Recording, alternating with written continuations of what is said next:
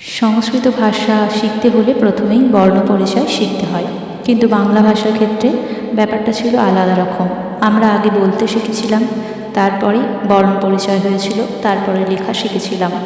কিন্তু সংস্কৃত যেহেতু আমাদের মাতৃভাষা নয়, সম্পূর্ণ নতুন একটি ভাষা আমাদের জন্য, তাই সংস্কৃতের ক্ষেত্রে আমাদেরকে আগে বর্ণ পরিচয় করতেই হবে।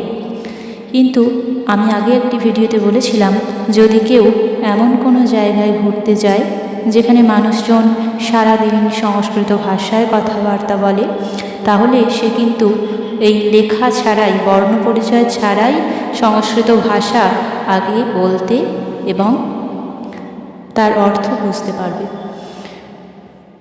কিন্তু এখন প্রশ্ন হলো, এমন কি কোনো জায়গা আছে যেখানে সংস্কৃত ভাষায় মানুষ তাদের কথাবার্তা বলে?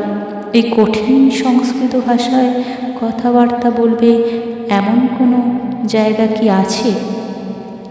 হ্যাঁ, আমি শুনেছিলাম আছে। ভারতে এখনও অনেক গ্রাম অঞ্চল আছে যেখানে মানুষজন আজও সংস্কৃত ভাষায় কথাবার্তা বলে। তোমাদের কি জানা আছে এমন কোনো জায়গার নাম যেখানে মানুষজন সংস্কৃত ভাষায় কথা বলে? জানা থাকলে আমাকে অবশ্যই জানিও, আমি সমৃদ্ধ হব। হ্যাঁ, আর এই সংস্কৃত ভাষায় কিন্তু আমাদের যে বিশাল বেদ সৃষ্টি হয়েছিল, সেই বেদ কিন্তু এই প্রাচীন সংস্কৃত ভাষাতেই রচিত। আর আমি অনেকক্ষণ থেকে সংস্কৃত শব্দটা বলছি। আচ্ছা, সংস্কৃত শব্দের অর্থ কী? আমাকে অনেক দিন আগেই অনেকেই জিজ্ঞাসা করেছিল। আমি ঠিক জানি না এর সংস্কৃত এই কথাটির অর্থ, তবে শুনেছিলাম সংস্কৃত হলো, সংস্কৃত এই শব্দটির অর্থ হলো সংশোধিত করা, পরিমার্জিত করা বা সংস্কার করা। অর্থাৎ যা সংস্কার করা হয়েছে তাই সংস্কৃত।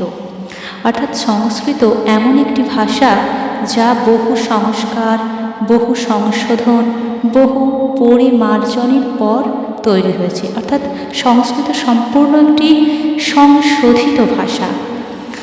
আবার অন্য অর্থে বলা যায়, সংস্কৃত সাহিত্য, যারা সংস্কৃত সাহিত্যের সঙ্গে জুড়ে থাকবে বা সংস্কৃত এই জিনিসটার সাথে জুড়ে থাকবে, তারা হবে সংশোধিত, পরিমার্জিত এবং